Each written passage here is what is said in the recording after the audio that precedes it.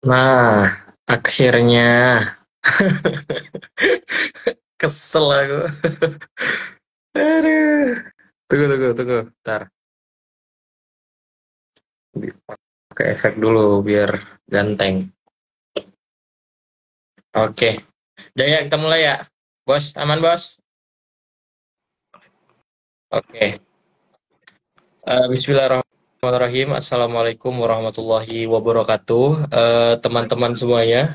Eh, Teman-teman semuanya, senang sekali pada malam hari ini. Saya Sultan Alam Gilang Kusuma, founder dari Fodaru. Menyapa kembali teman-teman semuanya dalam Fodaru Talks edisi ke-16 eh, dengan tema terkait dengan hubungan bilateral Indonesia Amerika Serikat di bawah kepemimpinan Presiden Trump yang baru beberapa belum sampai seminggu dilantik menjadi Presiden Amerika Serikat untuk yang kedua kalinya gitu.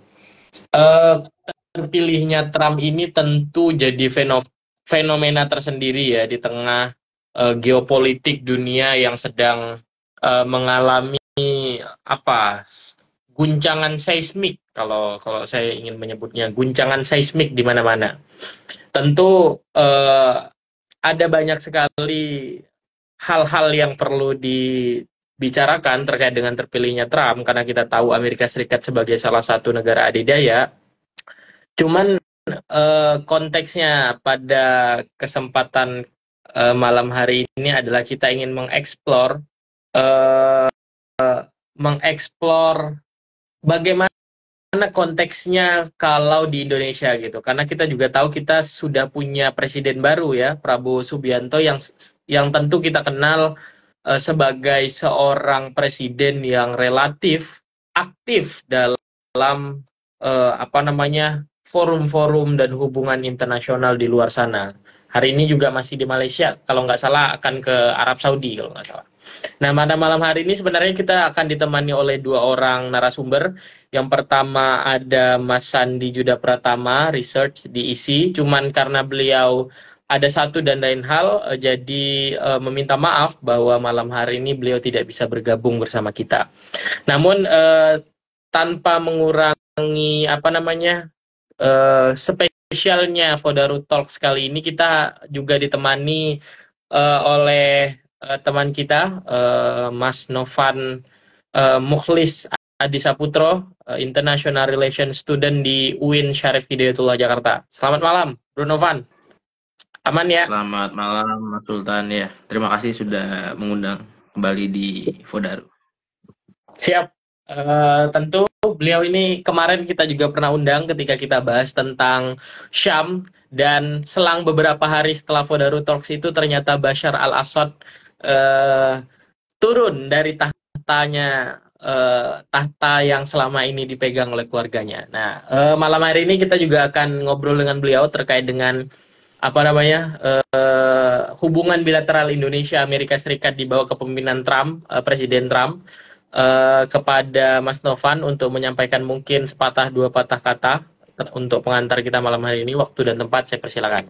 Monggo. Ya, Assalamualaikum warahmatullahi wabarakatuh. Bertutan, terima kasih atas waktunya. Di tengah diskusi dan pengangkatan Donald Trump sebagai presiden terpilih Amerika yang melanjutkan kepemimpinan Joe Biden selama ini, ya, kita bisa lihat bahwasannya dari karakteristik di pemerintahan atau rezim Trump sebelumnya, gitu kan, dimana Trump ini dikenal dengan presiden yang ibaratnya money oriented atau bisa dibilang segala sesuatu yang bisa didapatkan secara komersil ataupun dapat menguntungkan pride Amerika dengan prinsipnya yaitu MAGA atau Make America Great Again itu kan sangat berpengaruh terhadap politik luar negeri Amerika itu sendiri. Nah, salah satu contohnya ialah di bidang pertahanan gitu. Di pemerintahan Trump sebelumnya kita bisa melihat bahwasannya Trump ini justru cukup menjaga jarak terhadap para sekutunya gitu kan, karena Trump merasa bahwasannya Amerika telah berkontribusi terlalu banyak untuk melindungi kepentingan dan pertahanan daripada sekutunya itu sendiri. Bahkan waktu itu ada banyak pakar pertahanan di Eropa itu skeptis dan berasumsi bahwasannya Trump itu sendiri justru malah membuat gap atau menjaga relasi antara Eropa dan sekutu-sekutu di Asia lainnya itu malah semakin jauh, karena ya itu tadi Trump itu mengedepankan bahwasannya Amerika sudah terlalu banyak berkontribusi terhadap pertahanan negara lain gitu kan. Nah, apa sih yang membedakan dengan kepemimpinan Trump yang baru ini gitu? Kita bisa melihat bahwasannya Amerika ini di dalam persaingan yang baru, di mana tidak, kalau yang di periode sebelumnya kan mungkin kita belum mengenal AI, belum seringkali belum apa namanya peta teknologi dan peta ranah teknologi dalam bidang pertahanan itu digunakannya dalam skala yang lebih luas untuk saat ini. Kita bisa lihat bahwasannya drone, AI, kemudian persaingan chip dan lain-lain itu sekarang semakin masif gitu. Kita juga bisa melihat bahwasannya hal ini dipengaruhi oleh preferensi Trump itu sendiri, yang beliau dikenal dengan sangat pragmatis, di mana Trump itu melihat bahwasannya segala sesuatu yang bersifat menguntungkan Amerika itu tidak mengenal hitam atau putih. Selagi itu menguntungkan Amerika, maka hal tersebut akan diimplementasikan dan disetujui gitu. Bahwa kita bisa lihat bahwasanya pada periode sebelumnya Trump ini sangat dekat dengan negara-negara Timur Tengah, khususnya yang negara-negara kaya akan minyak, karena beliau melihat bahwasannya industri Amerika itu sangat bergantung pada investasi negara-negara yang punya kapital atau modal gitu kan. Dalam hal ini Arab Saudi gitu kan.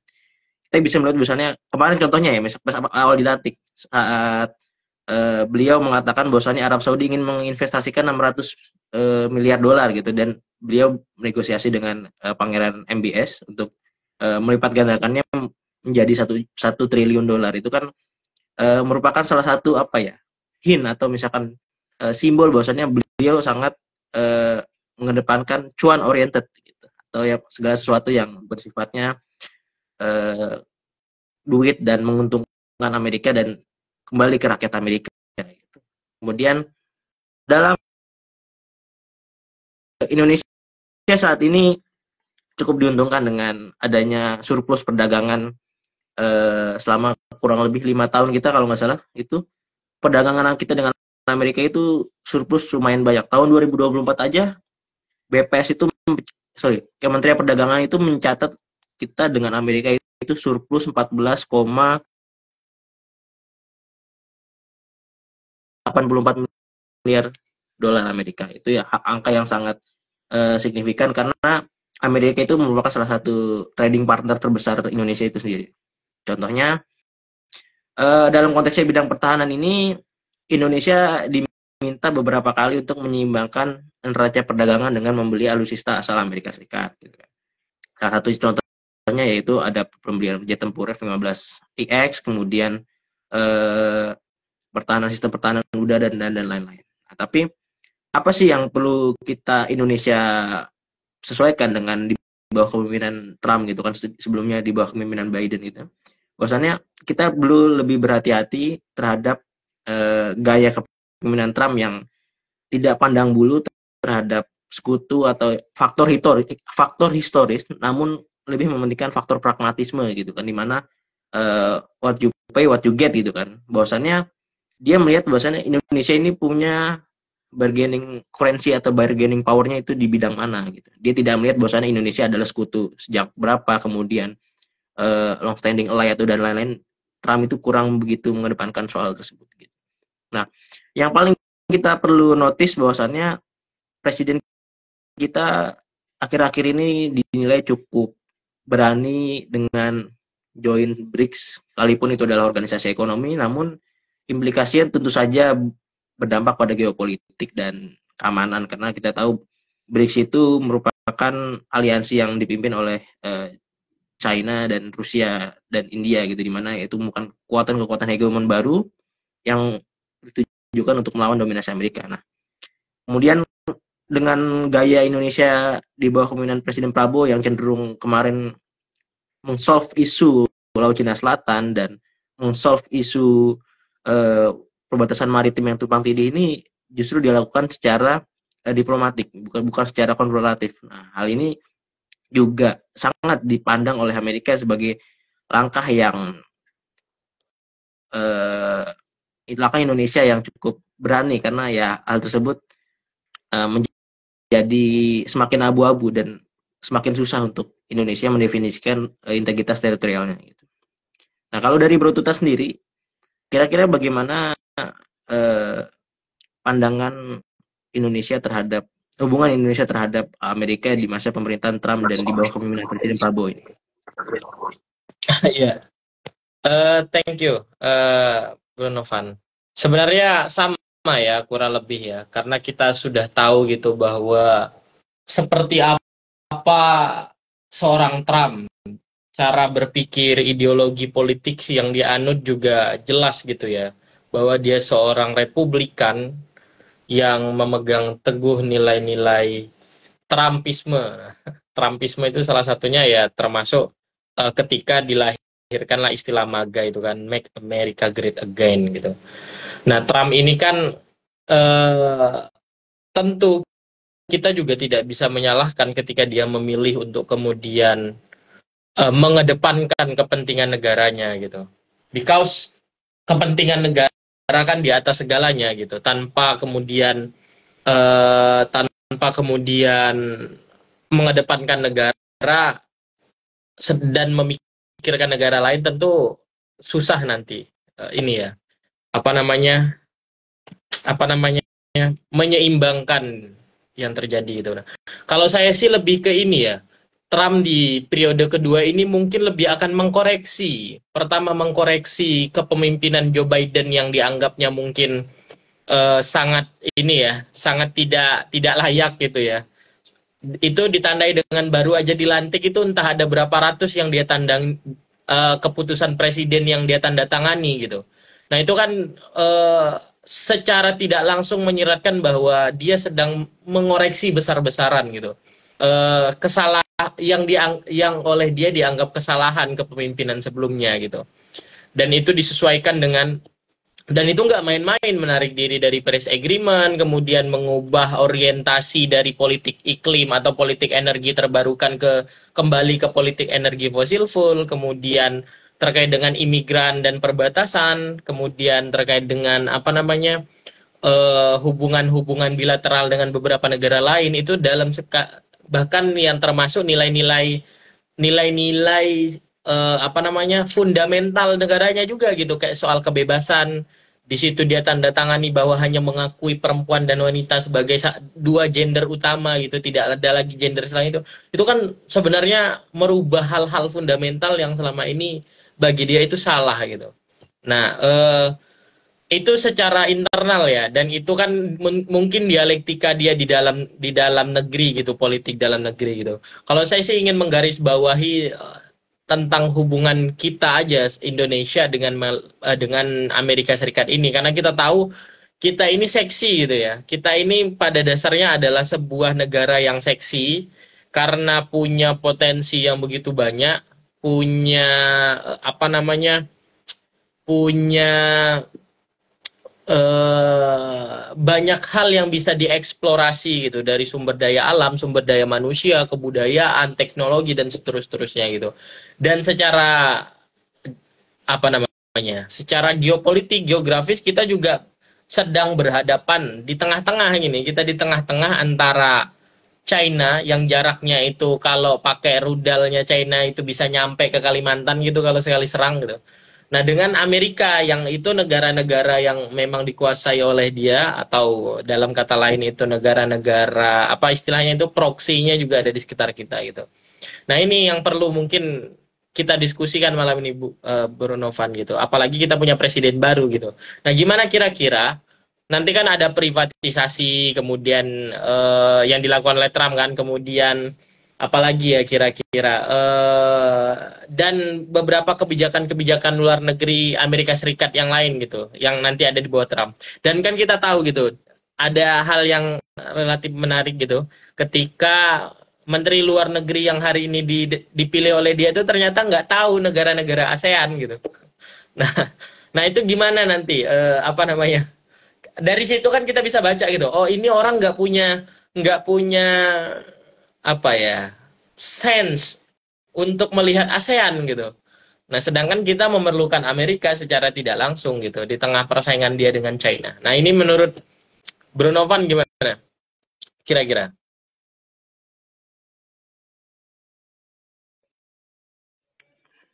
Ya, memang menarik Tutan. Jadi dengan tidak adanya sense itu si Pete Hegseth itu kan, si seorang Menteri Pertahanan Amerika yang baru ini kan, berarti kan mengindikasikan selama dia berpolitik, kemudian selama dia berada di ibaratnya di birokrasi Amerika itu sendiri, bahwasannya dia tidak memiliki interest yang khusus terhadap Asia gitu. Nah, dalam konteks ini kita juga kurang lebihnya masih hanya bisa memprediksi bahwasannya langkah dia ke depan ini seperti apa dengan gaya kepemimpinan Trump yang pragmatis itu.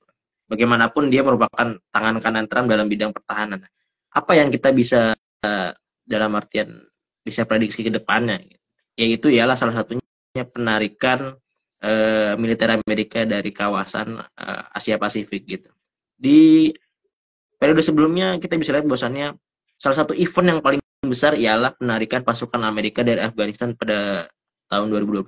Itu kan merupakan salah satu event yang mencengangkan Amerika termasuk para sekutunya di mana selama lebih dari 20 tahun Amerika menjalankan kaki di Afghanistan, negara di dunia dan termasuk sekutu Amerika itu sendiri dikagetkan dengan cabutnya Amerika dari Afghanistan, yang melambangkan bahwasannya ya Amerika gagal dalam artian menjaga hegemoni atau menjaga kaki tangan mereka akan selalu menancap di Afghanistan itu sendiri. Nah, kita bisa melihat hal tersebut direplikasi terhadap negara-negara di Asia Pasifik khususnya. Contohnya soal Taiwan yang kita tahu setiap tahun itu mendapat FMS atau Foreign Military Sales dan FMA atau Foreign Military Assistance dari Amerika, di mana hal tersebut merupakan program bantuan militer dari Amerika Serikat terhadap sekutu-sekutu yang merasa mendapat ancaman. Kita dapat melihat bahwasannya di kemudian hari itu akan mulai didepresiasi atau dikurangi oleh Trump. Nah, contohnya yang kemarin, yaitu setelah Paris Agreement, Amerika itu si Trump itu menandatangani Perpres terkait penundaan foreign military assistance terhadap Ukraina, kemudian seluruh negara di dunia yang mendapatkan USAID atau USAID, kecuali dua negara yaitu Mesir dan Israel gitu kan. Nah, dari situ kita bisa melihat bahwasannya sekutu di Amerika ini sedang menunggu langkah sejauh mana Trump akan menyetor bantuan mereka, karena ya kita tahu bahwasannya sedikit banyaknya sekutu-sekutu Amerika di Asia Pasifik khususnya itu bergantung banyak terhadap bantuan pertahanan baik secara fisik, moral ataupun anggaran terhadap pertahanan mereka. Contohnya ya Korea Selatan gitu, dimana pada saat pemerintahan sebelumnya mereka sudah merasakan kebijakan Trump yang mencabut sistem pertahanan rudal anti balistik dari semenanjung Korea, yang hal tersebut cukup membuat khawatir semenanjung Korea dan Jepang gitu, karena ya itu kan merupakan benteng terakhir gitu. Kemudian yang terakhir Taiwan gitu kan, di tengah was-was China membangun naval powernya, kemudian mereka memulai asesmen terhadap persiapan perang di masa depan, invasi dan landing dan lain-lain. Taiwan ini yang dirasa paling cukup ketar-ketir, karena the last standing point atau bisa dibilang pion yang menjadi taruhan di kawasan Asia Pasifik merupakan Taiwan gitu, bukan Filipina, bukan Jepang, karena ya Taiwan ini kan masih de facto de jure itu merupakan wilayah yang abu-abu gitu. Bahwasannya Amerika juga tidak mengakui Taiwan sebagai negara, tapi Amerika Serikat hingga saat ini kan siapapun pemimpinnya masih mempertahankan Taiwan. Nah, untuk hari ini yang menjadi tantangan, di mana Amerika Serikat tetap menjaga pengakuan terhadap Taiwan, bahwasanya mereka akan selalu membela, tapi di di tengah tantangan penghematan atau efisiensi yang dilakukan oleh Trump demi Make America Great Again gitu, yang dimana mereka tidak akan si Trump ini tidak akan spend yang bersifatnya signifikan selain untuk Amerika itu sendiri. Kemudian ditambah soal sanksi gitu, sanksi terhadap sanksi dan tarif gitu. Bahkan kalau nggak salah tadi baru saya baca itu Trump itu memperlakukan 25% tarif terhadap salah satu produsen semikonduktor terkemuka di dunia, yaitu TSMC, yang merupakan produsen semikonduktor asal Taiwan. Nah, hal ini cukup membuat geger gitu kan.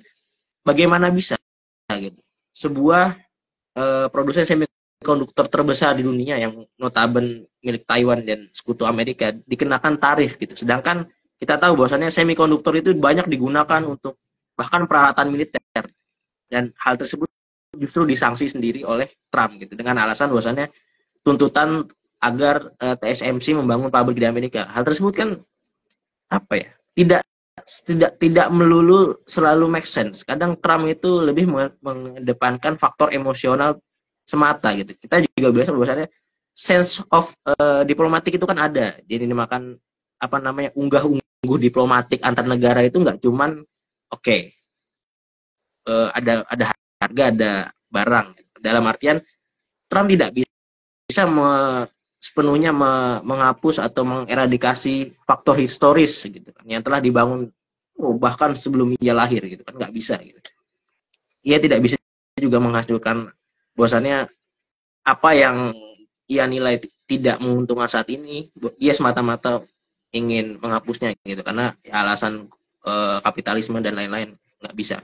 Yang kita bisa lihat bahwasannya gitu tadi pengurangan presensi Amerika di Asia Pasifik, khususnya kapal induk dan lain-lain itu akan ditarik kemungkinan besar. Kemudian bantuan yang tadi yang saya sebut itu FMA dan FMS termasuk USAID, Indonesia cukup terkena dampaknya itu dalam bidang pembangunan infrastruktur, karena USAID itu banyak di kita itu pembangunan infrastruktur yang berbau lingkungan. Contohnya kemarin saat kita diberi penghapusan utang kalau nggak salah 500 sekian miliar itu untuk mangrove, untuk pemanfaatan dan perawatan mangrove. Nah, itu merupakan salah satu last minute di pemerintahan Biden kemarin yang cukup positif bisa dibilang. Dan saya melihat bahwasannya di kemudian hari hal tersebut akan susah dilakukan ya, karena ya sifat dan gaya kepemimpinan Trump yang pragmatis tersebut. Jadi ya yang cukup merana ialah seperti Filipina dan Taiwan tadi saya sebut, karena ya dia merupakan sekutu yang sangat bergantung terhadap bantuan militer asing. Mungkin kalau Bro Sultan ingin menambahkan, silakan. Thank you.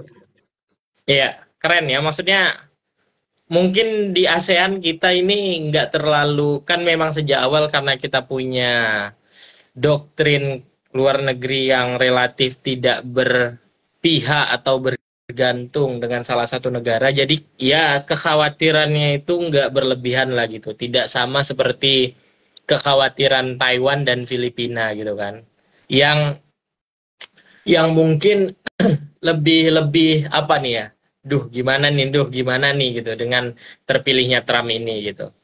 Nah, cuman yang khawatir itu mungkin NGO, Bro Novan, NGO yang selama ini bergantung kepada pendanaan dari Amerika Serikat. Ya termasuk dana dari USAID dan seterusnya itu kan ya emang akhirnya di stop gitu karena orientasi dari Donald Trump tidak lagi ke melulu soal lingkungan hidup gitu. Nah, cuman akhirnya kan kita perlu memikirkan nih, kita perlu bersama memikirkan dan mungkin memberikan saran lah, anggaplah saran karena sama-sama punya interest terhadap hubungan internasional dan pertahanan negara gitu. Nah, diplomasi pertahanan seperti apa yang perlu dikembangkan oleh kita Indonesia dalam menjaga hubungan bilateral kita dengan Amerika Serikat 5 tahun ke depan lah, minimal 5 tahun ke depan begitu. Nah, di tengah juga mungkin kita akan mengalami geger ya, geger karena akan ada persaingan dagang antara China dan Amerika Serikat. Jadi ya harus diplomasi seperti apa yang perlu kita kembangkan gitu untuk kemudian berhadapan dengan situasi ini. Silakan, Bro Novan. Ya, terima kasih betul. Yang salah satu yang paling advice yang menurut saya yang paling penting ditonjolkan Indonesia ialah kita harus paham di mana diplomatic currency kita dan bargaining power kita itu di mana. Apakah sumber daya alam, apakah itu cukup, ataupun ikut sertaan Indonesia di dalam kancah global. Nah, hal ini kan yang cukup digaungkan oleh presiden kita sekarang, yaitu Prabowo Subianto, di mana Indonesia ingin lebih berperan aktif di dalam isu-isu internasional gitu. Apakah ini dinilai cukup menjawab tantangan Amerika Serikat? Kalau saya melihatnya bahwasannya Indonesia perlu mencari titik di mana Amerika itu tidak melihat kita sebagai negara dunia ketiga yang ya kalau ada perlunya bisa minta tolong Amerika, cuman kalau nggak ada ya udah nggak dipedulin. Kita bisa harus mengenamakan apa namanya ibaratnya nation interest dan nation labelingnya kita harus jelas gitu, dalam artian kalau Amerika kan melihat negara apa Donald Trump ini melihat negara-negara Timur Tengah itu sebagai sumber cuan Amerika. Nah, kita harus bisa membuat Indonesia sebagai contohnya apa? Sebagai penengah, atau misalkan sebagai middle state atau middleman, atau misalkan Indonesia sebagai juru kunci Asia Tenggara. Nah, Indonesia harus berusaha dan harus membangun labeling daripada bangsa Indonesia itu sendiri di mata Amerika gitu. Karena Trump itu tidak melihat negara yang biasa-biasa saja, dia melihat negara yang cukup dinotis di kancah global. Nah, kalau menurut saya gaya kepemimpinan Presiden Prabowo Indonesia sekarang itu cukup selaras dengan tekad tersebut, di mana ya dia ingin Indonesia terlihat di kancah global, termasuk soal kemarin kan dia melakukan tur kemudian ke negara G20 dan lain-lain. Itu kan bisa lihat sebagai gaya kepemimpinan yang ingin Indonesia itu lebih dinotis di kancah global. Nah, tapi bagaimana apa namanya hal tersebut Trump itu responnya itu kan kembalikan ke Amerika gitu kan. Karena ya kita tahu bahwasannya Amerika itu baru apa sih Trump ini kan baru menjabat 4 hari ya, apa beberapa seminggu kalau nggak salah. Dan ya kembali lagi di mana Indonesia harus mencari jati dirinya gitu. Bukan sebagai negara yang biasa-biasa saja gitu kan. Amerika itu harus tahu bahwasannya kita merupakan salah satu penggagas ASEAN, kemudian Amerika harus tahu kita merupakan market terbesar di Asia Tenggara, kemudian salah satu pemain GDP dan yang paling besar di dunia gitu kan. Kita kan diprediksi nanti 2050 menjadi GDP nomor 4 di dunia, dan ya Trump harus tahu itu karena kalau saya melihat Trump itu sebagai matanya ya angka gitu. Gitu kan. Jadi apa yang dia lihat itu harus berbau dengan komersil gitu atau berbau dengan cuan gitu. Dan ya hal tersebut harus dimanfaatkan oleh Indonesia gitu. Kita punya apa gitu. Apakah kita punya market yang besar cukup gitu. Nah, kalau soal pertahanan kita cukup melanjutkan yang existing aja, seperti melakukan latihan gabungan antara militer Indonesia yang bernama Super Garuda Shield. Nah, kemudian menyeimbangkan raca perdagangan dengan memberi alutsista Amerika, karena ya kita tahu bahwasannya Indonesia ini kadang lebih berhati-hati terkait pembelian alat sistem pertahanan dari Amerika Serikat karena ya alasan ITAR free dan embargo dan lain-lain, karena ya Amerika cukup ketat dalam penggunaan teknologi gitu. Paling yang paling cukup dinotis ialah soal kerjasama strategis itu antara Indonesia dan sekutu Amerika gitu. Namun menggunakan teknologi Amerika. Satu contohnya ialah pengembangan jet tempur Korean Fighter Experiment dan Indonesian Fighter Experiment, itu di mana hal tersebut sedikit banyaknya menggunakan teknologi inti yang tidak diizinkan oleh Amerika untuk diberikan kepada negara yang bukan merupakan sekutu gitu. Seperti kita tahu kan misalnya Amerika itu punya tingkatan sekutu gitu. Ada namanya yang aliansi pure kayak NATO, kemudian yang kedua adalah non non MNNA, jadi major non NATO ally gitu, atau sekutu prioritas tapi bukan anggota NATO. Kemudian yang terakhir adalah strategic partner. Nah, Indonesia ini kan strategic partner. Nah, kita itu ibaratnya kalau di dalam level sekutu itu ibarat level 3 lah gitu. Nah, hal ini yang apa ya? Yang harus dihati-hatikan oleh oleh Indonesia sendiri, karena ya Indonesia ini harus pintar-pintar mengambil hati si Trump ini dalam konteks ya kita menguatkan bargaining currency tadi. Apa kita bagaimana kita mengattract si giant Amerika seperti Apple kemudian dan lain-lain, itu mengattracknya bagaimana Indonesia.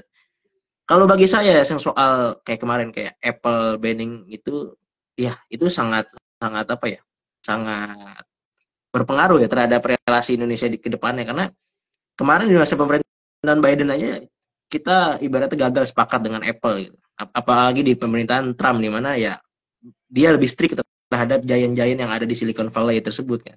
Nah, hal tersebut yang patut kita hati-hati gitu. Bagaimana kita memplease relasi kita dengan Amerika namun tidak mengorbankan kepentingan nasional kita gitu. Ya kita intinya satu, membuat nation labeling atau nation apa ya, jati diri bangsa itu bagaimana gitu di hadapan Amerika. Karena si Trump ini nggak suka negara yang biasa-biasa aja. Si Trump ini nggak suka negara yang ibaratnya cuma ikut-ikutan aja. Dia notice negara-negara yang ya udah, yang ibaratnya yang sering di headline berita dan lain-lain, dia baru notice. Contohnya kan bagaimana setiap dia pidato itu selalu menyebut China ataupun Erdogan dan lain-lain. Artinya apa? Dia ini presiden yang cukup narsistik dalam artian, karena kan dia sendiri adalah seorang yang cukup narsistik. Otomatis dia akan melihat orang-orang yang cukup diekspos oleh media, kemudian diekspos oleh agen-agennya sendiri, itu ya pasti kalau dia diekspos akan bangsa, negara dan lain-lain, itu pasti akan diekspos oleh Trump itu sendiri, karena ya dia orangnya belak-belakan gitu kan. Apa yang menjadi ancaman akan langsung dia sebutkan hal itu juga, dan apa yang menguntungkan Amerika akan dia sebutkan detik itu juga. Itulah pentingnya nation building yang melabeling bahwasanya Indonesia itu kuat di bidang apa gitu. Jangan cuma jadi negara yang biasa-biasa. Itu. Oke. Ada satu lagi yang menarik. Saya kebetulan memang mengikuti ya, karena punya interest sejak awal keterpilihan Trump ini. Dalam pelantikannya itu berjejer di situ CEO yang tampak di kamera ya. Jadi kan kalau dalam komunikasi politik tuh yang tampak di kamera itu perlu diartikan gitu. Dengan yang nggak tampak tentu, tapi apa yang tampak itu ada pesan. Selalu begitu. Yang tampak di kamera itu adalah kumpulan para kumpulan para oligarki teknologi. Nah, oligarki nggak ada di situ politisi A, politisi B, si anu yang secara ini. Yang muncul tuh justru para oligarki. Kalau kita di presiden Indonesia kan yang ditampilkan itu ya ketua DPR, itu karena punya makna-makna tersendiri kan. Nah, kalau ini menarik gitu, yang ditampilkan itu para pengusaha teknologi. Nah, ini apa nih? Ada satu lagi, jadi ketika pidato kemenangan itu, siapa namanya ini? Elon Musk mengucapkan bahwa Pilpres Amerika itu tentu bisa diulang berkali-kali. Selama 5 tahun pasti akan terus berulang. Tapi Pilpres kali ini, kata dia, adalah Pilpres terpenting dalam sejarah Amerika Serikat. Itu bagi saya itu sesuatu yang perlu dibaca lebih gitu, tentang orientasi kekuasaan Trump 5 tahun ke depan. Nah, jadi apa ini kira-kira dampaknya terhadap apa ya? Terhadap Indonesia yang kemudian tentu kita tahu sebagian masyarakat kita itu sangat apa bahasanya, Mas Novan? Sangat kecanduan dengan teknologi gitu. Jadi seperti apa proyeksi sampai ke depan gitu? Kita melihat orientasi para pengusaha-pengusaha teknologi ini yang selama ini membackingi, ada istilahnya tuh apa ya, apa istilahnya ya, lupa aku. Silicon Valley Valley oligarki gitu, siligarki kalau nggak salah. Nah itu seperti apa namanya, dampaknya terhadap Indonesia? Ya, benar banget Bro Tutan. Jadi kita bisa melihat bahwasannya yang kemarin berperan penting terutama Elon Musk ya. Karena ya dia stakeholder paling besar yang diekspos oleh publik Amerika gitu kan. Ya masih banyak yang tidak diekspos dalam pelantikan tersebut. Namun simpel aja, Amerika merupakan negara yang kapitalis, negara yang dibuat atas dasar kapital, modal, dan proses ekonomi yang panjang kan. Ada bahwasannya ya Amerika ini kan dikelola oleh bisnismen bukan oleh politician. Jadi siapa yang membackingi siapa itu kan yang menjadi paling utama gitu ya. Bukan saya menyimpulkan bahwasannya kemarin Kamala bisa kalah karena backingannya salah ya, tapi ya kebetulan aja Donald Trump kali ini dibackingi oleh orang ibaratnya nomor satu dan mempunyai eksistensi cukup luar biasa di dunia. Dia punya Starlink, dia punya Tesla, dan SpaceX itu merupakan salah satu pionir-pionir di bidangnya gitu kan. SpaceX itu kan di bidang luar angkasa swasta, kemudian Tesla di bidang elektrifikasi kendaraan. Ya, kita bisa melihat tulisannya apa? Dia dibackingi oleh bukan seorang, dia dibackingi oleh pakar-pakar pionir di bidangnya gitu kan. Artinya apa? Artinya kita bisa melihat di bawah kepemimpinan Trump ini dia cukup menggunakan breakthrough atau inovasi-inovasi tersebut untuk kepentingan yang lebih menguntungkan Amerika. Entah itu soal intelijen, penggunaan teknologi, ya kita tahu bahwasanya Elon Musk juga punya Starlink dan lain-lain itu kan sangat membantu teknologi intelijen, kemudian keamanan dan data angkasa, kemudian big data dan eksplorasi luar angkasa itu kan sangat terbantu oleh SpaceX-nya Trump. Dan ya kita tahu bahwasannya ada namanya feedback atau return of investment gitu kan, atau kalau dalam bahasa Inggris ada ROE gitu kan.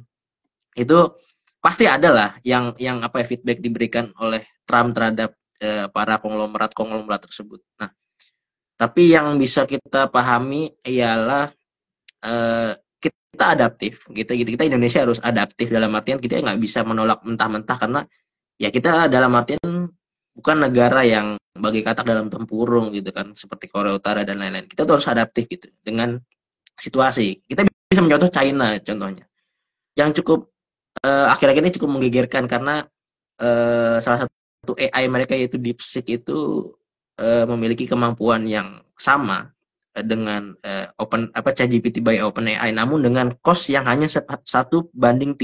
Jadi ibaratnya untuk membuat satu prompt China hanya butuh $6 juta, sedangkan Amerika itu bisa ratusan juta dolar dan lain-lain. Itu yang dilakukan oleh DeepSeek terhadap ChatGPT OpenAI. Nah, hal ini apa gitu yang bisa diartikan adalah kita harus adaptif namun tidak konfrontatif gitu. Kita nggak boleh dalam artian Trump ini cukup bahaya kalau kita dalam artian Prabowo atau gaya kepemimpinan Indonesia sekarang cukup keras dengan Trump dengan gayanya yang pragmatis, itu akan bahaya karena contohnya kemarin ketika Presiden Kolombia menolak pemulangan pengungsi ilegal yang ada di Amerika. Nah, hal tersebut langsung direspon oleh Trump di hari yang sama untuk memberikan sanksi 50% terhadap semua barang yang masuk di Amerika dari Kolombia. Nah, hal tersebut membuat apa? Membuat Presiden Kolombia berpikir ulang dan menerima para pengungsi ilegal itu, para imigran ilegal kembali ke Kolombia. Artinya apa gitu? Jangan terlalu konfrontatif itu dengan Trump, namun juga jangan terlalu dimanja oleh produk dari stakeholder yang membackup Trump itu sendiri gitu. Ya kita tahu bahwasannya Starlink contohnya misalkan udah mulai masuk Indonesia. Nah, tapi perusahaan telekomunikasi nasional ini dirasa nggak perlu khawatir itu dengan hadirnya Starlink. Kita kan harus adaptif gitu, dimana Starlink ini kita ajak kolaborasi di mana di wilayah-wilayah yang lumayan cukup sinyal, namun kalau di wilayah-wilayah yang infrastrukturnya dapat dibangun dengan layanan existing atau dengan bantuan dari negara lain, kita bisa mengambil opsi kedua tersebut, di mana kita tetap ambil gitu layanan-layanan yang dirasa cukup dibutuhkan untuk wilayah-wilayah terdalam. Cuman kalau kota atau misalkan wilayah-wilayah urban itu kan bisa menggunakan solusi teknologi dari negara ini, contohnya China yang memiliki Huawei atau ZTE. Ya kembali lagi, kita harus adaptif bukan konfrontatif, namun nggak boleh termanja. Adaptifnya itu nggak boleh termanja. Kita sebagai market yang besar ya, dengan 280 juta orang itu nggak boleh dimanja dengan terima produk jadi gitu. Ya kalau saya rasa yang harus diperbaiki adalah implementasi kebijakan TKDN atau tingkat kandungan dalam negeri, di mana seringkali pemerintah Indonesia itu masalah kaprakan mengartikan teknologi tingkat komponen dalam negeri, di mana harus semuanya itu dirakit di Indonesia. Namun bukan berarti semua barang juga bebas masuk ke Indonesia. TKDN itu kan dibuat untuk meningkatkan lokalisasi tingkat atau kandungan lokalisasi barang yang diproduksi dalam negeri. Namun bukan berarti hal tersebut membatasi, kan kadang seringkali contohnya iPhone 16 gitu kan. Hal tersebut kan seringkali membatasi inovasi, di mana contohnya iPhone 16 dilarang karena tidak dirakit di Indonesia. Ya, hal tersebut kalau menurut saya tidak make sense, karena oke lah dengan kepentingan bangsa, dan kemudian produsen-produsen lain kok bisa gitu, seperti Xiaomi, Samsung bikin pabrik di sini. Nah, namun tidak melulu make sense gitu, karena ya skala produksi kita apakah sudah siap gitu kan. Kemudian soal iklim investasi, kemudian ease of doing business-nya apakah sudah diperbaiki. Nah, kita kan harus ibaratnya harus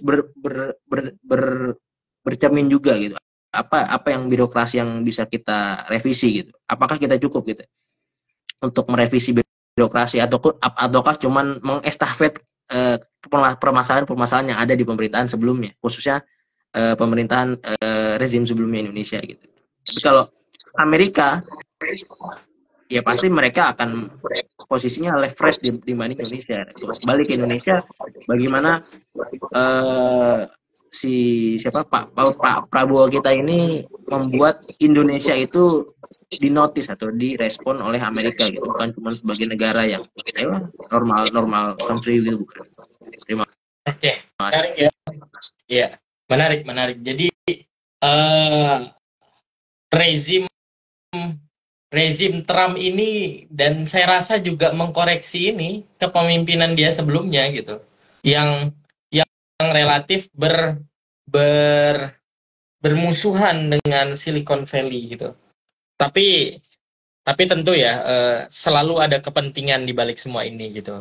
Nah, yang penting untuk kita baca adalah apa kepentingan mereka dan bagaimana kita mengelola dengan kepentingan kita gitu.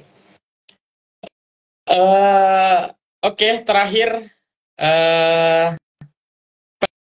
penutup ya, Mas Novan. Penutup mungkin closing statement, harapan dari Mas Novan dengan dengan terpilihnya Trump, kemudian dalam konteksnya dengan Indonesia gitu. Silakan. Dengan terpilihnya Trump, kita ya bisa ibaratnya bisa berharap cemas ya, karena ya di tengah dinamika global Amerika ini bahkan nggak tedeng aling-aling bahwasannya ia akan mengsanksi semua negara yang sedikit pun kontra dengan kebijakan Amerika gitu. Kemudian juga dia terang-terangan kontra dengan BRICS gitu, yang notabene merupakan aliansi ekonomi bukan pertahanan, tapi ya hal tersebut juga berpengaruh implikasi terhadap geopolitik. Nah, ini kita mencari win-win solution yang menurut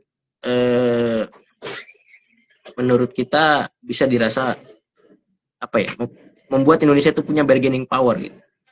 Dengan adanya kita surplus dagang selama 5 tahun terakhir, kemudian kerjasama militer, Super Garuda Shield, kemudian adanya defense cooperative agreement, antara Indonesia dan Amerika itu kan apa namanya, track record yang cukup positif gitu di kebijakan pemerintahan sebelumnya. Namun dengan perubahan iklim geopolitik dan kepemimpinan yang cukup drastis, nah kita juga harus menyesuaikan gitu kan. Dalam artian kita presiden Indonesia yang sekarang ini perlu belajar dengan gaya kepemimpinan Trump sebelumnya, di mana untuk dinotis atau untuk menguntungkan kedua belah pihak, Trump ini ibaratnya harus disanjung dan dipuaskan secara real, bukan secara kata-kata doang gitu kan. Bagi dia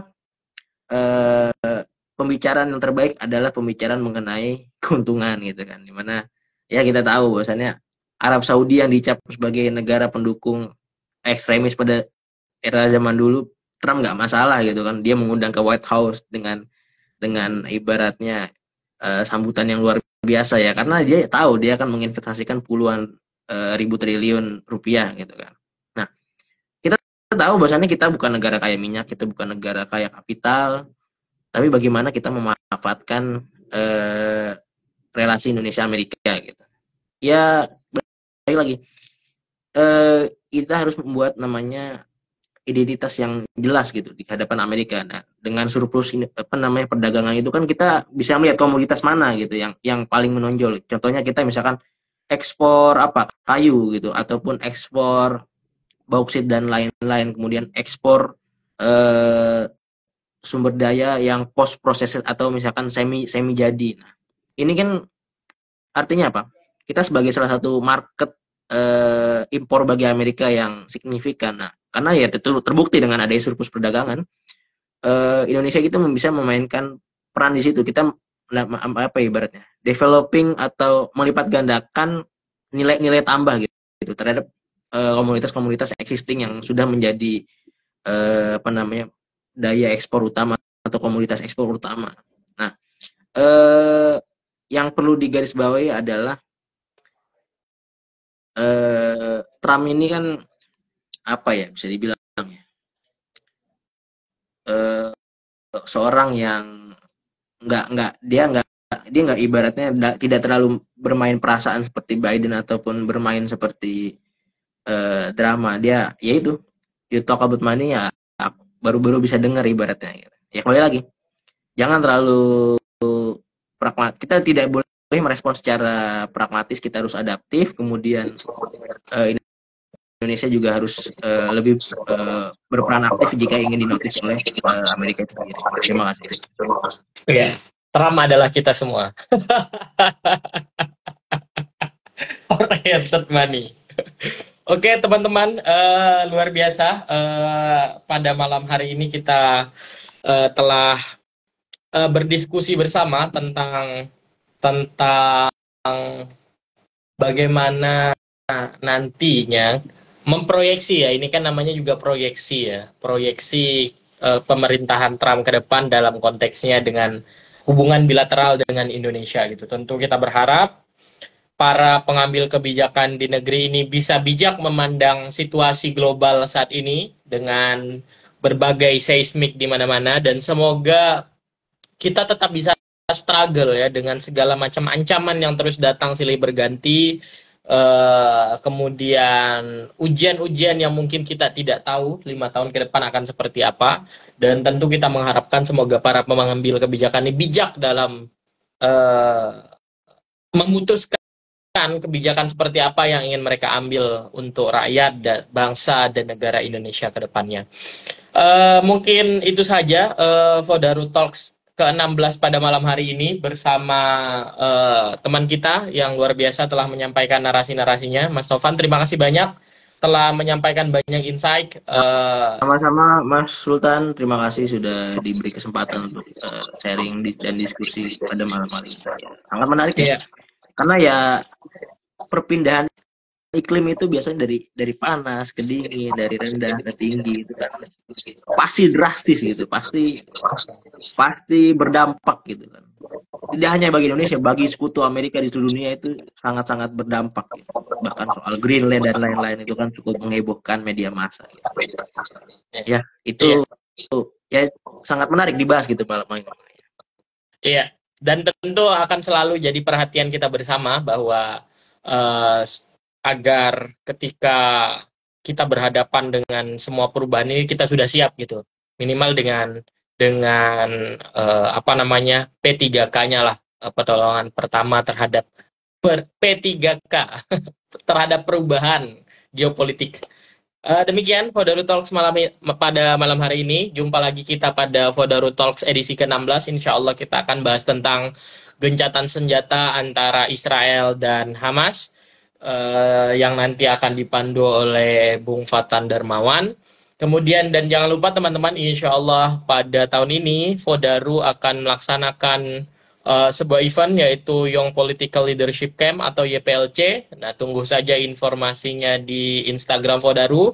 Aktif terus, ikuti segala macam postingan-postingan kami dan jangan lupa like dan share ke semuanya yang mungkin merasa perlu untuk kemudian berbagi, sharing dan seterusnya tentang tema-tema yang kita bawa. Saya akhiri Fodaru Talk 16 pada malam ini. Terima kasih. Assalamualaikum warahmatullahi wabarakatuh. Sampai jumpa. Waalaikumsalam. Thank you, bro.